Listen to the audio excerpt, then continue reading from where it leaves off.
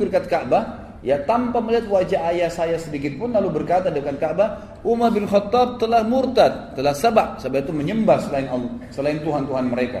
Maka orang-orang Quraisy pun datang dan akhirnya mengeroyoki Umar. Ya, mengeroyoki Umar. Waktu Umar ditanya oleh orang Quraisy sebelum dikeroyokin, wahai Umar, apa kau sudah sabak? Sabak itu berarti sudah murtad dari agama kita, menyembah selain berhala-berhala yang kami sembah. Kata Umar, tidak, saya enggak sabak, saya enggak murtad, tapi saya sudah asyhadu an la ilaha illallah wa anna muhammadar rasulullah. Malah dia syahadat depan mereka, gitu kan. Maka dalam riwayatnya dikatakan Umar bin Khattab pun dikeroyokin oleh orang-orang Quraisy. Riwayat yang ini riwayat menjelaskan, maka Umar pun dikeroyokin orang Quraisy, lalu dia berkelahi sama mereka dari pagi itu sampai sore. Sendirian dia lawan, gitu kan. Pada saat Umar bin Khattab capek, letih, ada dua riwayat di sini. Riwayat yang pertama menjelaskan, khusus masalah riwayat yang pertama ya. Nah, nanti riwayat yang kedua tentang bagaimana setelah dia masuk Islam, apa perilakunya. Ini masih riwayat yang pertama, tapi khusus masalah pada saat dia dikeroyokin ada dua riwayat lagi. Di sini menjelaskan. Riwayat yang pertama adalah Umar bin Khattab berkelahi sampai dia lelah. Begitu dia lelah, Umar bin Khattab duduk di tanah sambil berkata, lakukan saja apa yang kalian mau lakukan. Silakan pukulin saya, terserah. Demi Allah, kalau kami ada jumlahnya 300 orang saja yang sudah beriman sama Allah, maka kami memiliki Mekah atau kalian jadi pemilik Mekah. Artinya kami terus akan berkelahi dengan kalian sampai Mekah ini takluk, gitu kan? Kalau kami 300 orang. Riwayat yang lain mengatakan, waktu Umar bin Khattab letih, Umar bin Khattab balik melihat siapa di antara yang sedang keroyokin dia yang berkelahi ini, pemimpinnya Quraisy. Ada ditemukan ada satu pimpinan Quraisy, waktu itu tidak disebutkan namanya, dipegang ya badannya sama Umar, ditidurkan di tanah, lalu sama Umar ditusuk matanya. Umar bilang, kalau kau tidak suruh, jadi Umar lagi digebukin nih, tapi orang itu di bawahnya Umar tusuk matanya. Umar bilang, kalau kau tidak berhentikan mereka, matamu akan saya butakan. Maka dia pun teriak, lepaskan Umar sudah gila mau butain mata saya gitu. Akhirnya orang-orang pada tinggalin Umar waktu itu. Itu riwayat yang berhubungan dengan masalah waktu dikeroyokin. Riwayat yang lain menjelaskan, tapi ini riwayat sebenarnya yang pertama lebih kuat, ya, karena diriwayatkan oleh Imam Bukhari. Kalau ini riwayat lebih hasan, yang diriwayatkan hasan adalah sebagian mendhaifkannya. Tapi yang jelas riwayatnya juga dipegangi oleh sebagian ahli sejarah karena penguat dia. Waktu Umar bin Khattab masuk Islam, dia berkata kepada Nabi SAW, ya Rasulullah, bukankah kita dalam keadaan benar? Ini baru syahadat nih, belum belajar banyak hukum, gitu kan? Apakah kita, bukankah dalam keadaan benar? Kata Nabi SAW, benar. Bukankah orang Quraisy dalam keadaan salah, batil, menyembah berhala, salah? Karena tadi sebelumnya dia sudah menyembah berhala, gitu kan? Kata Nabi SAW, benar. Kata Nabi SAW, kalau kata Umar, kalau begitu kenapa kita tinggal ya Rasulullah? Ayo kita perangin aja, gitu kan? Padahal ini masih baru berapa belas orang, gitu kan? Maka Nabi SAW waktu itu mengatakan, sabarlah wahai Ibnu Khattab, sesungguhnya Allah belum perintahkan itu padaku. Jadi ini riwayat yang lain tentang perilaku Umar bin Khattab pada saat dia masuk Islam. Penulis buku di sini langsung pindah ke kisah, bukan lagi di Mekah. Karena di Mekah tidak terlalu banyak kisahnya Umar bin Khattab radhiyallahu anhu, tapi kita masuk ke kisah lebih banyak nanti bagaimana dia setelah masuk Islam, bagaimana pada saat dia hijrah, dimulai dengan pada saat hijrah, bagaimana pada saat hidup di Madinah, peperangan-peperangan yang dia hadiri bersama Nabi SAW, janji-janji Nabi SAW kepada diri beliau pribadi, kemudian juga apa perilaku beliau pada saat beliau jadi khalifah. Itu akan banyak fokus di situ. Pada saat Umar bin Khattab akan hijrah, di sini ditulis oleh beliau, hijrah yang merendahkan martabat orang-orang musyrik. Dinukil dalam sebuah riwayat, ya, riwayat disebutkan oleh Imam Tirmidzi, ini disebutkan oleh Ibnu Athir dalam Usudul Ghaba, dan ini dengan sanad yang sahih, ya. Dan khabar ini juga dikatakan disebutkan dalam buku Ar-Riyadun Nadhirin atau Ar-Riyadun Nadhirah, ya.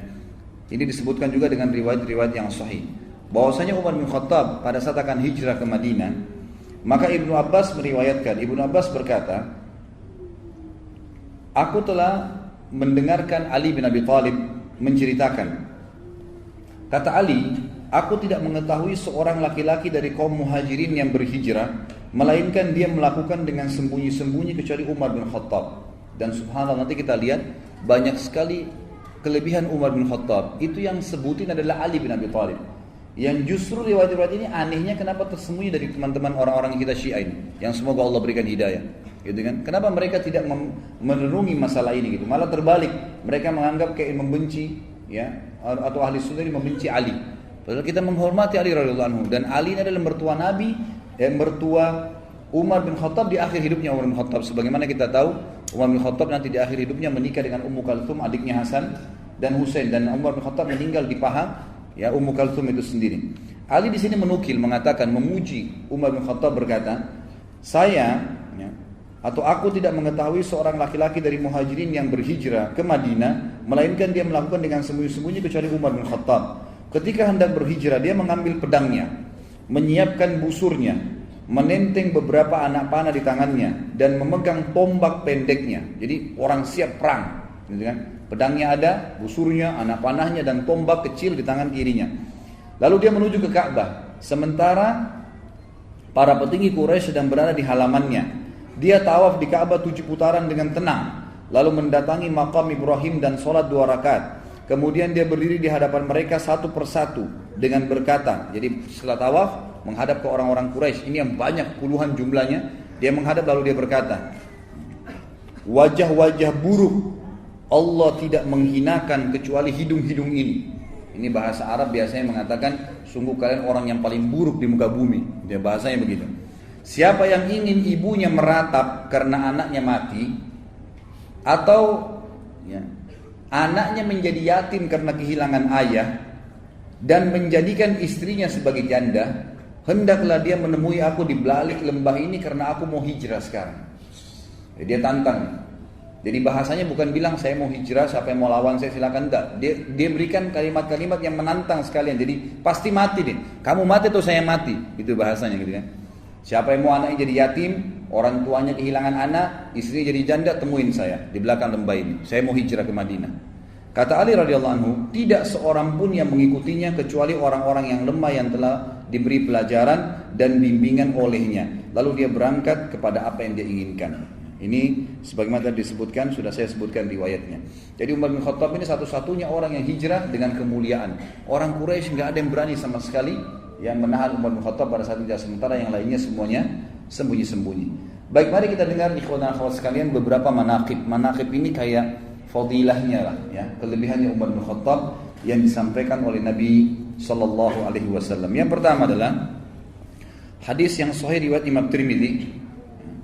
Itu disebutkan di footnote nomor 19, di mana Nabi sallallahu alaihi wasallam pernah bersabda kepada para sahabat, "Ni'mar rajulu Abu Bakar wa ni'mar rajulu Umar."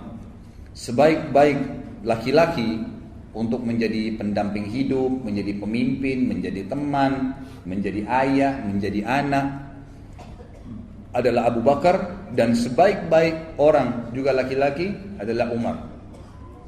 Hadis ini ulama menyebutkan bahwasanya ini fadilah buat Abu Bakar dan Umar. Jadi karena di sini Nabi SAW memilih. Kalau dalam bahasa Arab dia katakan ni'mar rajul, artinya dia sebaik-baik laki-laki tadi semua posisi. Sebagai anak kah, sebagai ayah kah, sebagai suami kah, sebagai saudara kah, sebagai guru kah, sebagai murid kah, pokoknya sebagai laki-laki dalam apapun profesinya, ini adalah orang yang terbaik dua orang, Abu Bakar dan Umar. Yang kedua adalah hadis yang diriwayatkan oleh Abu Dawud dan Tirmidzi dan disahihkan oleh Syekh Albani, di mana Nabi kita Muhammad SAW bersabda, "Inna ahlal darajatil ula la yarahum man tahtahum kama tarawna an-najma at-tali'a fi ufuqis sama'. Wa inna Abu Bakrin wa Umar minhum wa an'ama." Sesungguhnya penghuni derajat-derajat yang tinggi terlihat nanti di surga.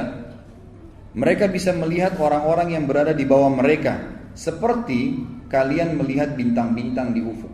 Artinya mereka bisa melihat, kelihatan istana orang-orang yang di bawah mereka. Dan sesungguhnya Abu Bakar dan Umar termasuk mereka berdua yang telah mendapatkan kenikmatan itu. Artinya akan menemui derajat yang tinggi di surga. Hadis yang ketiga adalah hadis riwayat Bukhari dan Imam Muslim. Dua-duanya meriwayatkan Nabi SAW bersabda, "Laqad kana fi man qablakum minal umami nasun muhaddathun min ghairi ay yakunu anbiya fa in yakum fi ummati ahadun fa innahu Umar." Di antara umat-umat sebelum kalian dulu ada orang-orang yang diberikan ilham oleh Allah berbicara kemudian menjadi hukum. Allah tentukan menjadi hukum dari lisan mereka. Sementara mereka bukan nabi-nabi. Dan kalau itu ada di umatku maka dia adalah Umar. Maka dia adalah Umar.